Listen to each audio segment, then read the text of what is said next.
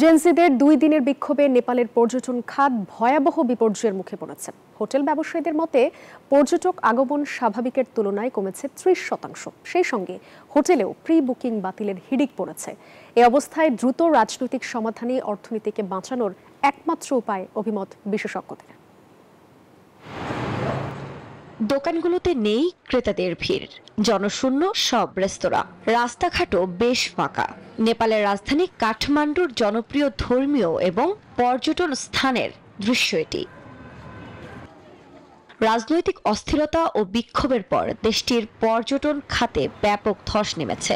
নিরাপত্তার শঙ্কায় নেপাল থেকে মুখ ফিরিয়ে নিয়েছেন পর্যটকরা।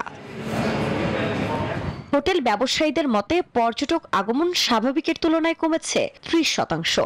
সেই সঙ্গে প্রি বুকিং বাতিলেরও হিড়িক পড়েছে। পর্যটক আগমন প্রায় ৩০। একমাত্র স্মার্ট সিটি বসুন্ধরা, আধুনিকতায় এক ধাপ এগিয়ে। শতাংশ কমে গেছে, প্রায় ৮ থেকে ১০% বাতিল হয়েছে প্রি বুকিং। এখন সবকিছুই স্বাভাবিক, তাই আমরা আশা করছি আগমনের সংখ্যাও বাড়বে। এদিকে বিশ্বজুড়ে ট্রাভেল অ্যাডভাইজারিতে নেপালকে ঝুঁকিপূর্ণ গন্তব্য হিসেবে সতর্ক বার্তা দেওয়া হচ্ছে। এ পরিস্থিতি চলতে থাকলে সামনে ভয়াবহ সংকট তৈরি হবে বলে আশঙ্কা ব্যবসায়ীদের। পর্যটন ব্যবসায়ীরা খুব খারাপ সময় পার করছে। কোনো পর্যটন ব্যবসা না থাকলে দেশের অর্থনীতি স্বয়ংক্রিয়ভাবে ভেঙে পড়বে। এই সমস্যার দ্রুত সমাধান প্রয়োজন। নেপালের সরকারি পরিসংখ্যান অনুসারে দেশটিতে বছরে ১.২ মিলিয়ন পর্যটক ভ্রমণ করে।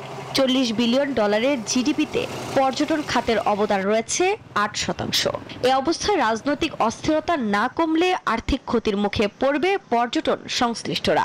এমন প্রেক্ষাপটে দ্রুত রাজনৈতিক সমাধানই অর্থনীতিকে বাঁচানোর একমাত্র উপায় বলে অভিমত বিশেষজ্ঞদের।